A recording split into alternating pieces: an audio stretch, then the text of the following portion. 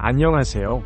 오늘은 경제의 가장 기초 개념인 금리에 대해 알아보도록 하겠습니다. 금리란 직관적으로 돈의 가격을 의미합니다. 은행에 돈을 맡기는 사람은 사실 은행에 돈을 빌려준 것이 됩니다. 은행은 빌린 돈에 대한 사용료를 지불하는데 이것이 바로 우리가 받는 이자입니다. 반면 은행에서 돈을 빌리는 사람은 마찬가지로 은행의 사용료를 지불해야겠죠. 이 사용료가 바로 대출이자입니다. 이렇게 빌린 돈에 대한 사용료, 즉 돈의 가격에 대한 비율을 이자율이라고 합니다. 그리고 이자율이 바로 금리입니다.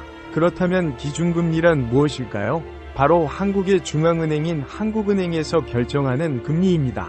여기서 잠깐 먼저 한국은행에 대해 알아볼까요? 한국은행은 우리와 같은 개인이 아닌 시중은행과 거래하는 은행입니다.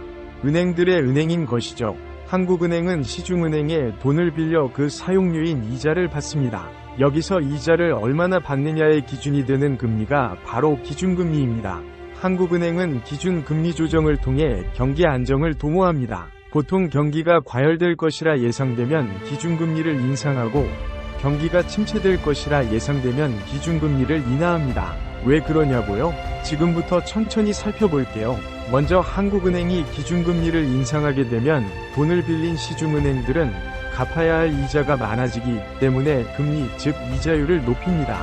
그러면 시중은행에서 돈을 빌린 사람들은 더 많은 이자를 은행에 대고 돈을 맡기는 사람들은 예적금 금리가 높아지기 때문에 더 많은 돈을 은행에 넣습니다. 이처럼 한국은행이 기준금리를 높이면 시중은행들도 금리를 높이고 결국 시장에 있는 돈이 은행으로 흡수됩니다. 시장에서는 이전보다 유통되는 돈의 양, 즉 통화량이 감소하는 겁니다. 감소하면 어떻게 될까요?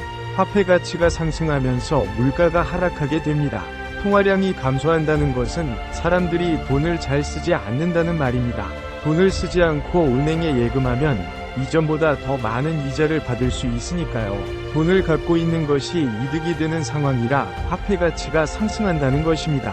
하지만 기업의 입장에선 물건을 팔아야 하는데 사람들이 돈을 잘 쓰지 않는 상황인 거죠. 결국 기업은 가격을 낮추는 선택을 하고 이것은 곧 물가 하락을 의미합니다.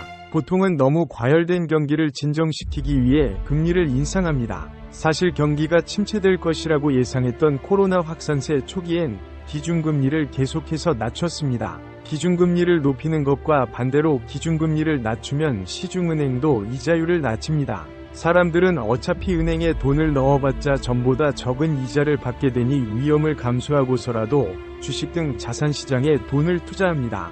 여기서 기업이 살아나는 효과를 보일 수 있죠.